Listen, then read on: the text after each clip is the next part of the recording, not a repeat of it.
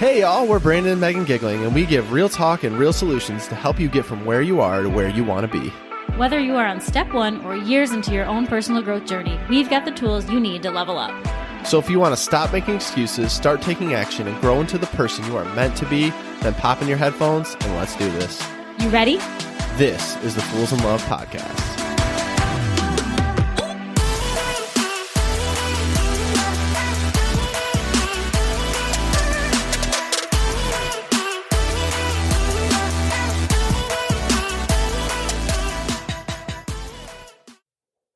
What is up, y'all? Welcome back to another episode of the Fools in Love podcast. We're so pumped that you're here, and thanks for coming back. If this is your first time with us, welcome. And today we're going to talk about recognizing when you might need a break, or recognizing when you might need to lean in to doing something that you otherwise don't feel inclined to do. But we're going to talk about all those topics, and really it kind of all stemmed around a recent trip that we got to take to Miami. We did. We actually accidentally stumbled upon a trip to Miami. We were supposed to go on a trip to Mexico with another couple, and that trip did not work out for like 17 different reasons, but we did not end up going to Mexico, unfortunately. And instead, at the last minute, we're like, well, we already have childcare lined up because Brandon's mom is going to be in town. Let's do something and go somewhere. And we didn't realize just how badly we needed that time to not be working and not be parents and not have all the chores and responsibilities of life and just actually having time to connect until we were in Miami and in the moment. And then we were like, wow, we needed this more than we could have ever even known. Yeah. And I think it's one of those things too, where it's like most of us are even maybe subtly aware of the fact that we might need a break or we need something. And maybe it doesn't seem realistic to you right now. But if this year's been anything like you, I mean, to me, I'll just say, I think 2021's been a way harder year than 2020. I get all the things that happened in 2020. I'm not trying to discount those things. For us personally, I feel like 2021 has been a much harder year. I feel like the psychological toll has caught up to us, and I don't know if y'all feel the same. But it's one of those things where when you're living in it day in and day out, you may not recognize that you actually need to take a break, that you actually need to take a rest, that you actually just need things to be different, whether you're resting or not. Because let's be real, I mean, some of the things we did there were restful, some weren't, but it's really just removing ourselves from the normal monotony of life, experiencing something new, being in a new place, having warmer weather, a lot of things that really kind of opened our eyes. Because like Meg said, I mean, man, I really didn't realize it. I think it was like day 2 of us being there, and we were just in a euphoric joy, and we're kind of just didn't even, like I think you said, Meg, first, like I didn't even realize how much we needed this time. Because like I know for us, like as a couple, as individuals, a lot of times we go through weeks of time and we're like, have we even embraced each other at all this week? We're just kind of like keeping our tiny humans alive. We're going to work every day. We're coming home. We're doing the podcast. We're doing things like we're used to doing. But if we're being honest, we're living in the monotony of life. And like I said, life just seems heavier. And so with life being heavy, a lot of times it can feel like you can't get a break or you can't do something different or outside of your normal comfort zone or outside of something like maybe a friend's asking you to do something or whatever. A lot of times like that can feel so much of an impossibility for you because you have all these other things that need to come in its way. I know money can be an issue. I know money can be a stress. I know like just obligations or stress, but we realized if we're going to have someone here, you know, watching our kids, an ability to go, we just need to go. And we've actually done that a couple times recently. We were talking about in a previous episode, like we just went to Michigan like over a month and a half ago. And it was the same type of thing. It's me and Megan making a decision for us and our life and our family that we're not going to wait on things if we feel a call to do them. Like we need to go and experience them. Like that trip wasn't even supposed to happen. It was supposed to be just me going. And then we took the whole family. But it's the moments in time that life's really made for. And you don't a lot of times know how much you actually need those things to happen. Yeah. And once I was reflecting, like just kind of about the trip and about this episode that I knew we were going to do, I was thinking about some of the things that I should have kind of tuned into about myself that should have made me understand that I needed a little bit of a break, that I needed some connection time to Brandon, that I needed a little bit of time to step back away from the busyness badge, the feeling that like you're only worthy if you're doing things. And for me, one of those things was just the amount that I was yelling, the amount that I felt anxiety, the amount that I just felt like things were a little bit off. I should have known those. I should have seen those as warnings. So if you are having like this time where things just feel a little off and you feel almost not quite yourself, like you're just a little bit angrier, you're a little bit more stressed, you're just having trouble being who you want to be, I think that can really be a big, huge sign that we shouldn't ignore about needing some time. And whether that's 10 minutes of time or 5 days of time, whatever you can get will still help. Yeah. Why do you think those are so easy to ignore? Like you talked about ignoring them. What do you think it is in this moment in time for you? Like what makes it easy for you to ignore those things? Because there's just this perpetual to-do list, like we wake up, then it's time to get the kids up, then it's time to get the kids their breakfast, do their homework, get them out the door to school, get to work, get through all the things at work, got to pick up the kids, got to get dinner going, everybody needs a bath, got to go to soccer. Like it's just on and on and on and on and on. And then you got to do, laundry and take care of the dogs and do all these things that are just clearly very necessary things. You can't ignore these things, but also I think I tend to just use them as like a way to kind of mask everything else that's going on and just keep living in the busyness. Yeah. And you talked about that busy badge. And I know like from talking to a lot of people, we can get validation from keeping ourselves busy. And rest is almost like an afterthought, especially in today's like society, never rest club and all this stuff. If you don't realize you need a rest, like we've talked about before, you can't actually know that you're helping yourself, and that like in order to help other people and serve other people and show up as the best mom or partner or anything, employee, whatever it is, you have to be able to help yourself too. I actually just recently heard on a podcast, another podcast, they were talking about when you're on a plane, they always give you the spiel when you're on a plane that when the oxygen mask comes down, what are you supposed to do first? You're supposed to put it on yourself first before you assist a child, before you assist someone else. And it's like a picture for life. Like you have to be willing to recognize in your own self that things are off, that you might need a break, that you might need to just mix things up. I've been in a season right now where I know I need to mix things up. I'm not going to delve into that now, maybe on a later episode, but like I need to mix things up. I need things to be different. I'm plateauing and I need things to be different. And sometimes just removing yourself from that environment can make it so much easier to reflect. Did you find that for you? Like being away from the environment, being out of your normal to-do list, was it easier for you to recognize your needs? Oh, absolutely. That's the only reason I did. Like you said, I'm pretty sure I was the one that was like, man, who knew that we needed this time as a couple? Who knew that we needed this time as individuals? Who knew that we needed some time and space to just do nothing and truly rest for the first time in a very long time? Why do you think it's so hard to claim that time and space? It'll be a two-part question, but why is it so hard to claim that time and space for you? And do you believe it's harder because you're a woman and you're a mother? Does that make it even more difficult to claim time and space for you? Yeah, I think it's guilt. And then I do think, I don't know, you're the man, you might disagree with this, but I do think it's probably a little bit harder because in my mind, there's always something to be done. And like you said, rest is an afterthought. So for sure, it's probably harder for me, but I don't want to like take anything from you by saying that.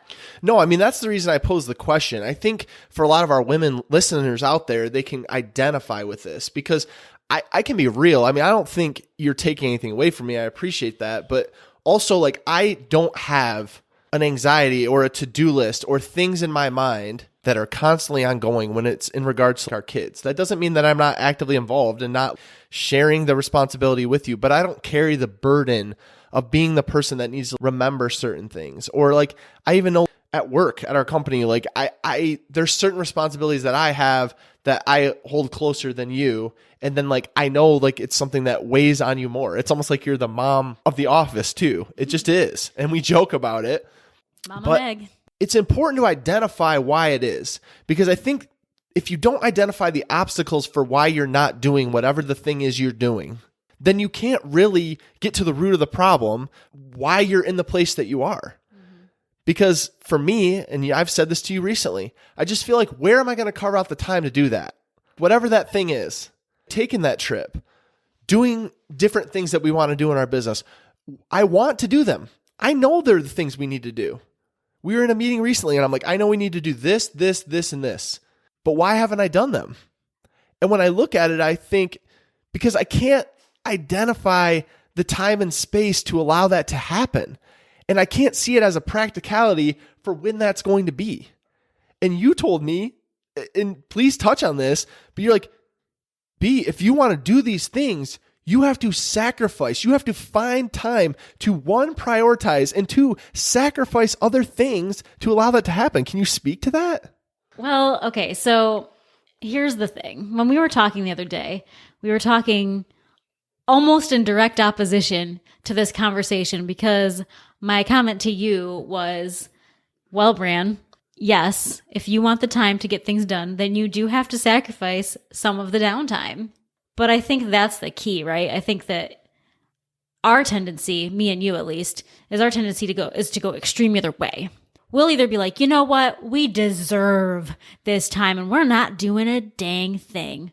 Or we're like, now is go time. And we are going to work ourselves from 4 a.m. to 11 p.m. Never stop, never rest. It's going to be go, go, go. If we don't have a kid in our arms, then we better be working straight. There's no in between. Like that's a struggle for us. That's a very real struggle for us. It's like all or nothing. So that's something we've really had to work on over the past several years. And while we're getting better, it's still a struggle. Yeah. I mean, it's a challenge, right? Mm-hmm. I mean, it's a dance, because that's the struggle that I know everyone out there listening is dealing with. You don't want to be taking a rest to the point of being lazy or being considered like you're not being considerate to the people around you or your goals or society or your impact or your mission. But also you have to recognize that like if you don't have that rest and you're willing to put in the work, that you can't do it. And I'm not going to say we figured it out. Like you said, it's something we struggle with to this day, but I think it's important for people to know that it is a struggle that we still have, because it is really hard. And I think even weeks of time are different depending on the needs of our family and our life, of how we show up, because we've done it both ways. Like you touched on, we've literally worked from 4 a.m. in the morning to when our kids get up, till then when our kids go to bed at 8 o'clock, till like 10 o'clock at night. And we were miserable. We were just miserable.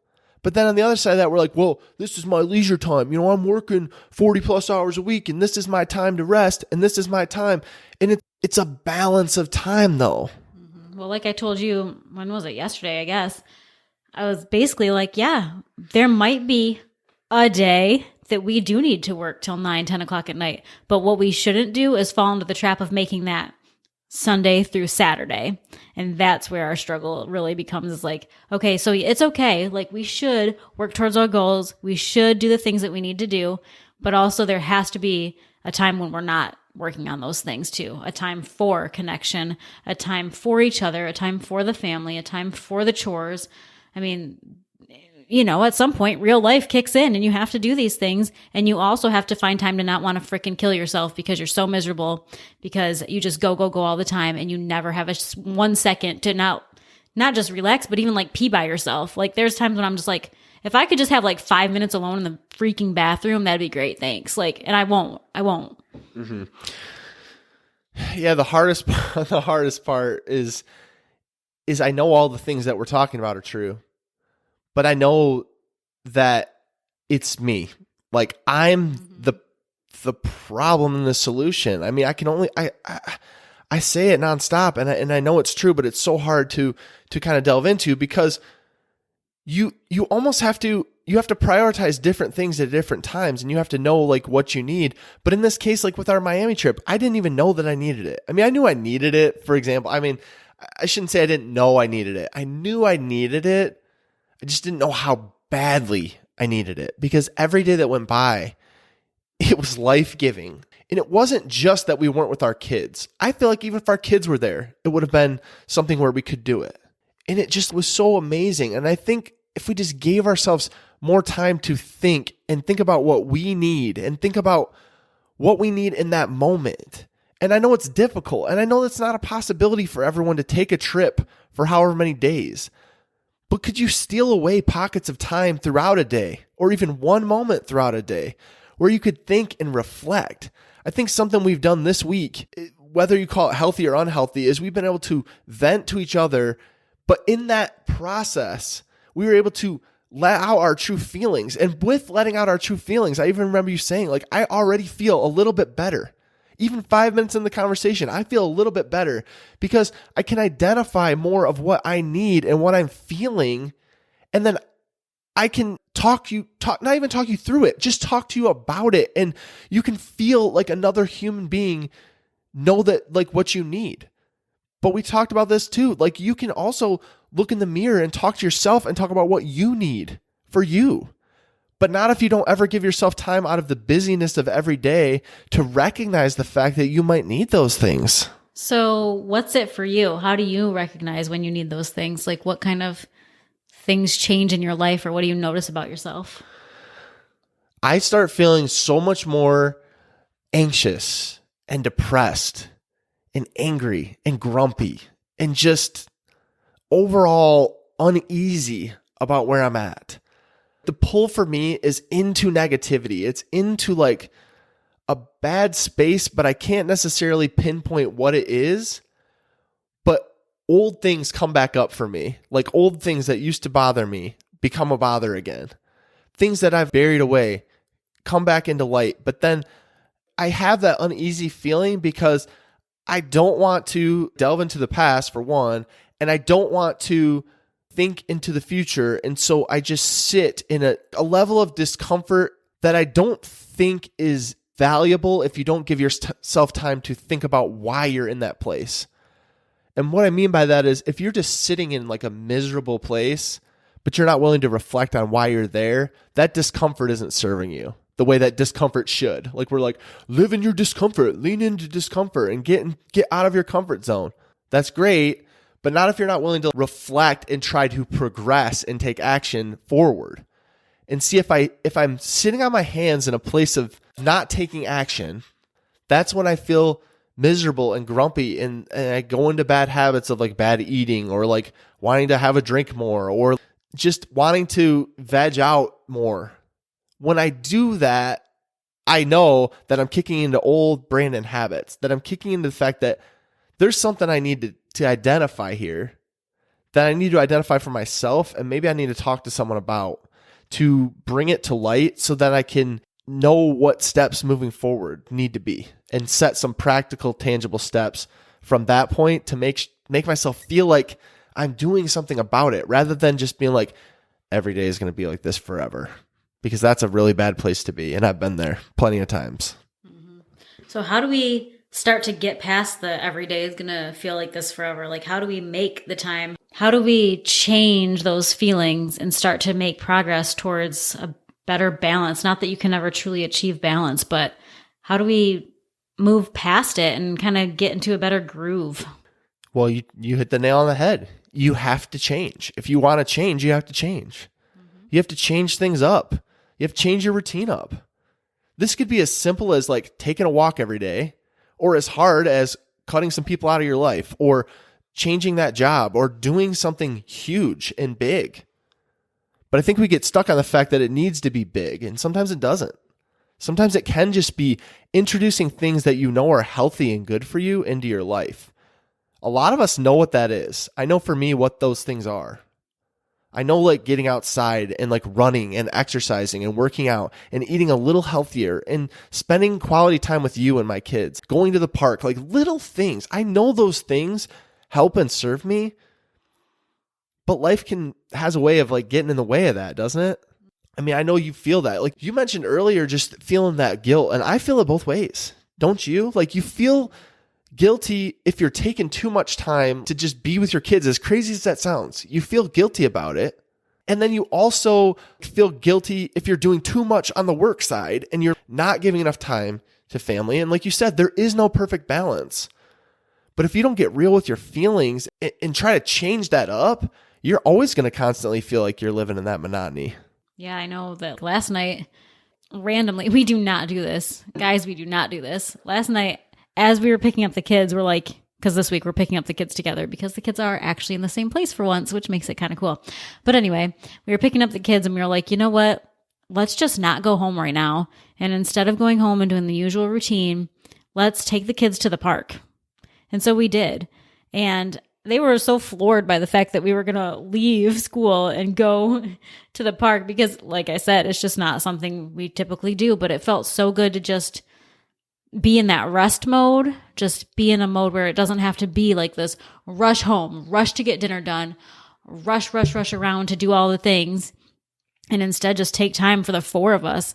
And I think that, one of the things that we've been really trying to work on this year, as Brandon said, it's kind of been a hard year. So I think that one of the things we've really tried to bring to the forefront is just spending that time and doing those things that we wouldn't normally do, even if it might mean that somebody's going to have a breakdown later because we have to leave the park. And even if it makes bedtime go a little bit later, a little bit longer and harder, sometimes it's worth it. And that's a hard thing that we had to learn because we didn't believe that until very recently, that those kind of things can be worth it. Yeah. And I mean, y'all, that came after a real hard day. I mean, yesterday was just a really hard day. So it would have been really easy to just ignore the way we were feeling or ignore the feeling that maybe we should do that with our kids, just to change things up. Like I said, easy changes. But the day was just daunting. And we had harder than usual conversations, like open, transparent, not even between us, just open, transparent conversations of where we were at and where we wanted to go. Talking about another change, being open and receptive to those and not being busy with the day. But then at the end of that day, it would have been so easy to just come home and be grumpy and sit here and be upset and dwell and like maybe have a drink or two or veg out on Netflix or whatever it is. But we didn't do that. Like we went out and tried that thing. And there's another thing with this though that you touched on, and I don't want to miss it. You said we did that thing, and then the kids had a breakdown because our son had a breakdown after. Oh, yeah. We were in between, and he had a breakdown. And honestly, I'm not having a breakdown now, but missing work for a week to go to Miami was amazing. But we came back into not even a crazy amount of breakdown, but just a crazy amount of work. We're sitting here on like a Thursday, like, what in the world is happening? And you identified it to me. Well, I mean, we were gone for a week. Oh yeah, that makes sense. But it doesn't come without some struggle, is my point. Right. The rest absolutely will mean that you got to work a little bit harder somewhere, and that's fine. And it outweighs it. Yeah. Like I would say, like we would never go back and be like, well, that wasn't worth it. Like going to the park wasn't worth it because our son had a 15-minute breakdown. Or going to Miami wasn't worth it because we've had 4 days of just a lot of work to do. It was totally worth it. But a lot of times you can think about all the reasons why you can't do it because this and that and the other would all come true. But what if those things all coming true doesn't really matter? Because living in that discomfort was worth the fact of you taking the time for you, or taking the time for you as a couple, or taking the time for you and your kids. Yes, it does come with discomfort, but sometimes that discomfort is totally worth it because you know that you're a better person on the other side of it. Oh gosh, absolutely. I feel everything you just said. It is totally worth it. And there are certainly times where we're like, we're never doing this again. Amen to that. But of course we always try again because we enjoy spending time with the kids. We enjoy running around the park like ridiculous, crazy people using monster voices. We like being together as a couple. We like spending time as individuals. I love reading the most ridiculous chick lit books in the world, and I'm going to spend that time doing that sometimes, even if it means that I'm going to have double laundry on Saturday or whatever it means, Like, there are just certain things that seem silly or seem like they don't matter that much, but they really matter, and they're really important. And we hope that today we've given you just some things to think about. It's not like we have all the answers. You're not going to walk away from this episode like, yes, I now know exactly how to go forth. But hopefully this will really stir some things in your heart and your soul that you'll be able to think things through for yourself and understand where you need to go next with this topic. I love that. And it really is. It really is. Like you said, a practical step for this week, just find something small that you can do to change up your day. Maybe that means just walking out of your office and taking a 10-minute walk around the building just to get outside. Maybe it means playing a little bit more with your kids. And I'm not saying, take a whole day off. Take 10, 15 minutes. You'd probably be surprised at how much better you feel. It can be tiny tweaks to get to the place where you want to be. And we encourage you to do that this week. As always, let us know your biggest takeaways, and we love y'all. Thank y'all so much for listening. Make sure to hit that subscribe button so you never miss an episode. And if you want to be our BFFs, leave us a review. It helps more people find the show and allows us to share our message with the world. We love y'all.